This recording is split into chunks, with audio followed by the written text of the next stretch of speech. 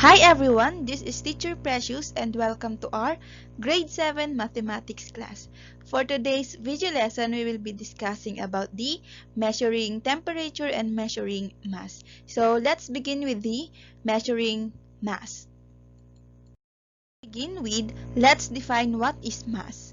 When we say mass, it is the amount of matter in an object. And when we say matter, it is something that has mass and takes up space.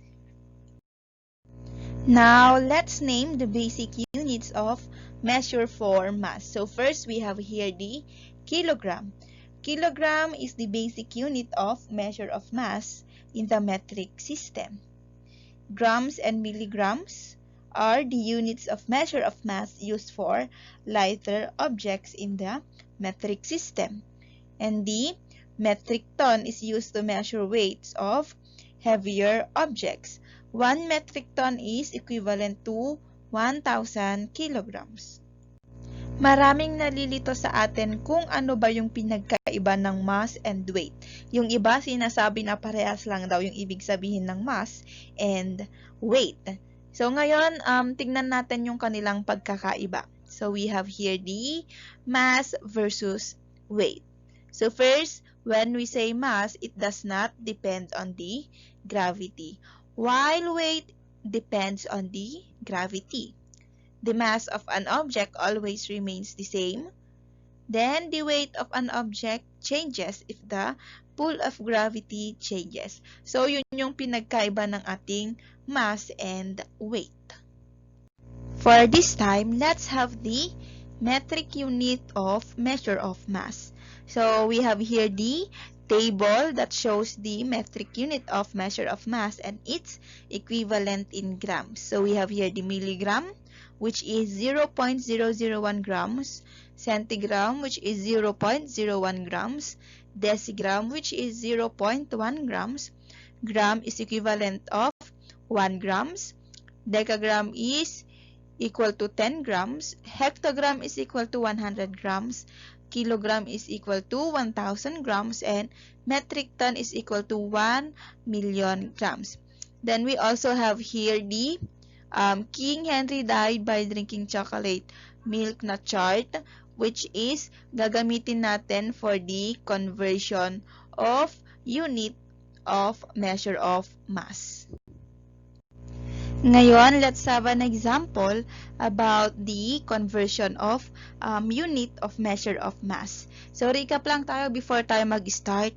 So, kapag nag-move tayo from left to right dito, ang gagawin lang natin, i-move din natin yung ating decimal point ng left to right. Or magta-times 10 lang tayo sa given na i-convert natin.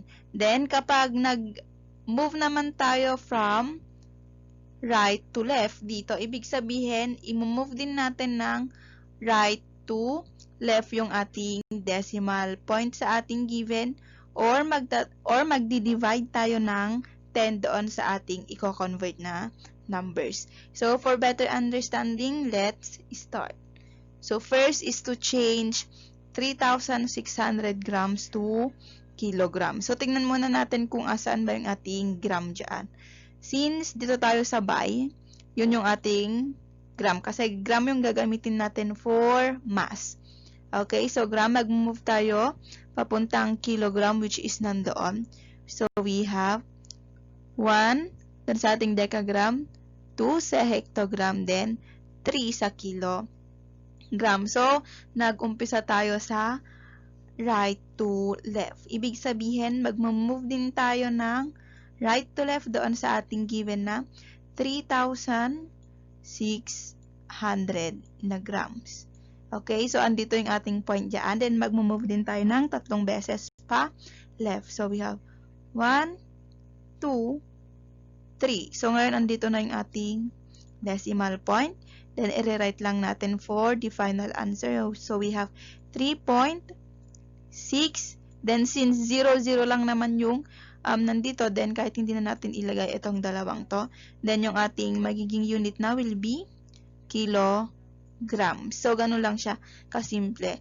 Ibig sabihin yung 3,600 600 grams is equal to 3.6 kilograms. Next, let's have the another one. So, what is 45.86 decagram in milligram? So, tingnan natin kung asaan yung ating decagram. So, nandito siya. Then, i-convert natin siya into milligrams, which is nandoon. So, we have 1 doon sa ating by, which is the gram, 2, 3, and 4. So, from left to right yung ating movement. Ibig sabihin, magmamove din tayo from left to right dito sa ating given na 45.86 decagram para ma-convert natin into milligram. So, we have 4 na movements. Andito yung ating decimal point. Left to right. So, we have 1, 2, 3, 4. Then, magdadagdag lang tayo ng zeros dito. So, yung ating point will be nandito na or kahit hindi na natin ilagay. So, we have now the final answer. 458,600. Then, yung ating unit na will be milligrams. Then, yung ating 45.86 decagram is equal to 458,600 milligrams. So, ganun lang kadali kung paano gamitin yung ating chart na King Henry died by drinking chocolate milk. And we are done with measuring of mass. Now, let's proceed in measuring temperature. To begin with, let's define what is temperature. When we say temperature, it is the hotness or coldness of an atmosphere, a living body, or any object. Then, the instrument we are using for temperature is the thermometer. Temperature is measured in degrees. Then, this is the symbol for degrees. So, for example, we have here the 100. Then, yun yung ating symbol for degrees. Then, it is read as 100 degrees. Temperature is measured on 2 scales, and these are the Celsius and Fahrenheit. Now, let's talk about the 2 scales. So, first, we have the degree Celsius. C is the symbol for the Celsius scale. Centigrade or the Celsius scale was invented by the Swedish astronomer under Celsius and used throughout most of the world. Next is the degrees Fahrenheit. F is the symbol for the Fahrenheit scale, and it is one of the earliest temperature scales that was devised by the German physicist Gabriel Fahrenheit. Now, let's have the illustration for the Celsius and Fahrenheit temperature scales. So, as you can see, there are many differences between the Fahrenheit and Celsius scale. So, for example, we have here the scale for the water boils. So, in Fahrenheit, we have 212 degrees Fahrenheit, while in the Celsius, we have 100 degrees Celsius. So, ito daw yung degree kung kailan kumukulo yung tubig. Next is the normal body temperature. So, kapag doon sa Celsius, we have the normal body temperature at the 37 degrees Celsius, while in the Fahrenheit, we have 98.6 degrees Fahrenheit. Next is the water freezes. So, kailan ba nag-freeze yung water or kailan siya tumitigas? So, sa Celsius, we have 0 degrees Celsius, while in Fahrenheit, we have 32 degrees Fahrenheit. As we said, the normal body temperature is at the 37 degrees Celsius or 98.6 degrees Fahrenheit. So, mamaya, malalaman natin kung paano ba na-convert yung 37 degrees Celsius doon sa 98.6 degrees Fahrenheit. And we have here the formulas for converting temperature. So, for example, we have here yung ating Celsius gagawin nating Fahrenheit. Then, yung formula natin will be Fahrenheit is equal to 9/5 T plus 32. So, yung T natin dyan will be yung ating Celsius. Then, next is to convert Fahrenheit to Celsius naman. So, kapag yung Fahrenheit gagawin nating Celsius, ang formulas natin will be 5/9. The quantity T, yung T natin dito will be the Fahrenheit minus 32. So, ito yung gagamitin natin para ma-convert natin yung ating degrees to or Celsius to Fahrenheit and vice versa. For this time, let's see kung paano kinonvert yung ating normal body temperature na degrees Celsius sa degrees Fahrenheit. So, sinabi natin kanina na yung ating 37 degrees Celsius na normal body temperature is equal to 98.6 degrees Fahrenheit. So, paano nga ba nangyari yon? So, ngayon, i-apply natin yung ating formula. So, dito, gagawin nating Fahrenheit yung Celsius, kaya ito yung ating gagamitin. So, Celsius to Fahrenheit. So, we have, kopyahin lang natin yung formula natin. So, ito will be degrees Fahrenheit is equal to 9/5. Then, yung ating T dito will be yung ating degrees Celsius na given plus 32. Then, after that, substitute lang natin yung ating 37 doon sa ating degree Celsius. So, kopyahin muna natin yung 9/5. Then, i-multiply natin yung 9/5 sa degree Celsius natin, which is 37, plus 32.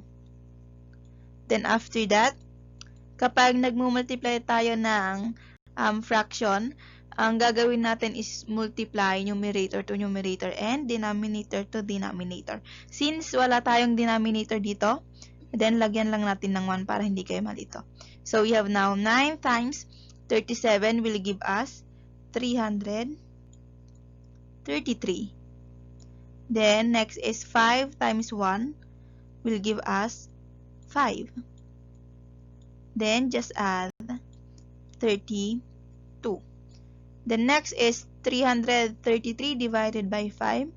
It will give us 98.6. So, we have 98.6. Then, since degrees Fahrenheit yung nandito, then yung ating scale na will be degrees Fahrenheit. So, yun yung way or yun yung formula na ginamit, kaya naging Fahrenheit yung ating degree Celsius. So, ganun lang siya kasimple. Now, let's have another example. So, we have here, to bake a cake, an oven must be set at 346 degrees Fahrenheit.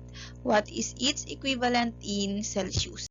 So, ngayon yung ating degrees Fahrenheit ay gagawin naman nating Celsius. So, yung ating formula for converting Fahrenheit to Celsius ay ito. So, i-write lang natin. So, we have degree Celsius is equal to yung ating 5/9.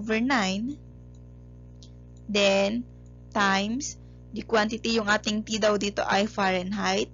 So, we have degrees Fahrenheit minus 32.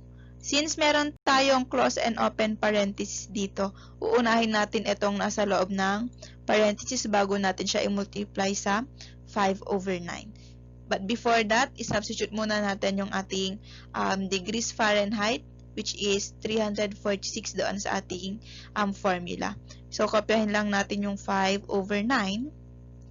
Then, times the quantity, yung ating degree Fahrenheit, which is 346 minus 32. Then after that, unahin natin yung nasa grouping symbol natin, which is parenthesis. Then 346 minus 32 will give us 314. So, kopyahin muna natin ito. 5 over 9 times 314, which is nakuha natin ito sa pinag-minus na natin na yan. Then after that, numerator to numerator, denominator to denominator ulit na i-multiply. So, wala tayong denominator dito. So, maglalagay lang tayo ng 1. Then after that, we have now 5 times 314 will give us 1,570.